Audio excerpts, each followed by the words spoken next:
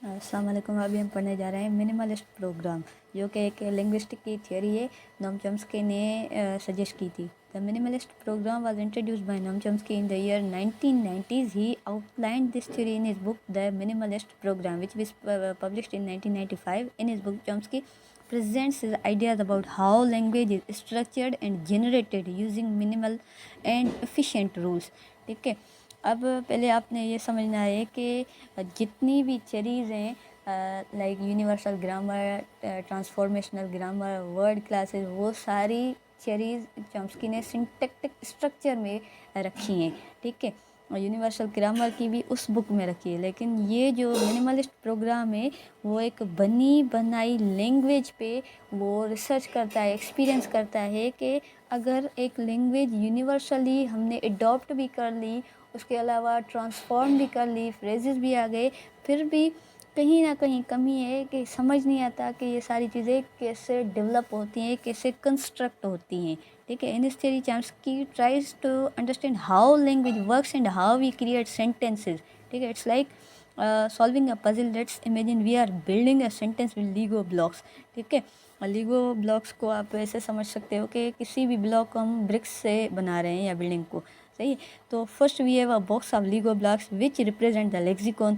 ठीक है, कोई भी लैंग्वेज अगर हम यूज़ करेंगे तो थ्रू वर्ड्स यूज़ करेंगे। These blocks are like the words we know. We can choose different blocks to build our sentence. ठीक है, हर सिचुएशन में हमारे वर्ड्स एब्रप्टली चेंज हो जाते हैं, वो क्यों? ठीक है, next we have a set of rules that tell us how to put the blocks together. One rule is called merge. ठीक है, तो चॉम्स्की बताता है firstly we have lexicon, then we have to merge them. It's like when we connect two Lego blocks to make a bigger structure. सिर्फ एक word के दम पर हम कम्युनिकेशन नहीं कर सकते, तो अ set of multiple words can make communication better and ease. For example, we can merge the block cat with the block is sleeping to make the sentence the cat is sleeping. ठीक है, तो इससे हम different sentences बना सकते हैं। The cat is sleeping, I am writing, you are reading, we are speaking, they are listening. ठीक है, सो ये सारे वर्ड्स कैसे हमारे माइंड में आते हैं और ये कैसे कंस्ट्रक्ट हुए, कैसे हमने इन सेंटेंस को प्रॉपरली स्ट्रक्चर दे के एक सेंटेंस बनाया और कैसे इनको कम्युनिकेट किया स्पीकर ने, ताकि लिसनर ने इसको ईज़िली गेन किया और समझ सका और इसका रिप्लाई दिया। ठीक है, तो ये जो सारी चीज़ें वो मिनिमलिस्ट और कंस्ट्रक्ट थ्योरी में आ जाती हैं। दोनों में कुछ डिफरेंसेस हैं, मैं ये आपको बाद में बताती हूँ। ठीक है, नंबर थर्ड पे we also have another rule called move. It's like when we rearrange the blocks to change the order of words. For example, we can move the block is to the beginning of the sentence to make a question. ठीक है, कि अगर एक expression हम assertive में बोलते हैं तो उसको हम कैसे इंट्रोगेटिव में बोलते हैं, कैसे इसको हम नेगेटिव में बोलते हैं, कैसे इसको हम पैसिव देते हैं। ठीक है, या फिर कैसे वन वर्ड कम्युनिकेशन करते हैं, जैसे कि सिर्फ वर्ब से हम पता लगाते हैं कि क्या हो रहा है। ठीक है, फॉर एग्जांपल जो कि मोस्ट इन्फ्लुएंशियल वर्ड चल रहा है वो है रन, भाग जाओ। उसके अलावा रेड मीन्स खड़े हो जाओ, सिग्नल पे स्टॉप हो जाओ, येलो गाड़ी स्टार्ट करना शुरू करो, ग्रीन चले जाओ। ठीक है, वन वर्ड कम्युनिकेशन भी होती है। उसके अलावा सेट ऑफ वर्ड्स से भी कम्युनिकेशन होती है, वो कैसे? ठीक है, now let's talk about the sounds of our sentence. ठीक है, that's where PF comes in. It's like the instruction that tell us how to pronounce the words. कैसे वर्ड्स को प्रोनाउंस करेंगे ताकि आपकी कम्युनिकेशन ईजी हो जाए। ठीक है, फॉर एग्जांपल हमने दो वर्ड्स पढ़े हैं, एक है डिफरेंस, दूसरा है डिफरेंस। सही है, तो डिफरेंस और डिफरेंस में कैसे हम फ़र्क समझेंगे? Through PF, through our sound. सही है, the cat is sleeping sounds different from is the cat sleeping, even though they have the same words. कैसे हम एक ही सेंटेंस को डिफरेंट एक्सप्रेशन में बयान कर सकते हैं, एक ही लाइक दो वर्ड्स को डिफरेंट कम्युनिकेशन के थ्रू, डिफरेंट प्रोनाउंसिएशन के थ्रू समझ सकते हैं, और कैसे अपनी कम्युनिकेशन में एक्सप्रेशंस डाल सकते हैं। तो ये lastly we have L F which is about the meaning of our sentence. P F का जो फुल फॉर्म है वो था फोनेटिक फॉर्म, और LF का जो फुल फॉर्म है वो है logic form or logical form.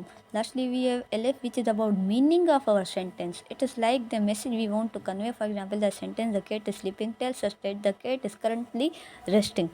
ठीक है, ऐसे ही आप अपने एग्जाम्पल भी दे सकते हैं. So in simple terms, the minimalist program helps us understand how we choose words, arrange them, and give them meaning to create sentences. It's like building with Lego blocks to make a complete and meaningful structure. अब question ये arise होता है कि why we call it minimalist programme. ठीक है, अब minimalist का हम इसीलिए बोलते हैं कि मिनिमलिस्ट का वर्ड वो हमें मिनिमाइज का एक्सप्रेशन देता है कि किसी भी बड़ी चीज़ को आप मिनिमाइज करते आओ.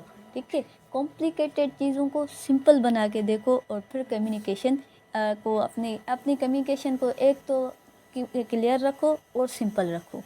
ठीक है, ज़्यादा कॉम्प्लेक्सिटीज़ में नहीं जाओ. बेसिकली नोम चॉम्स्की का ये मकसद है. So there is criticism on this theory.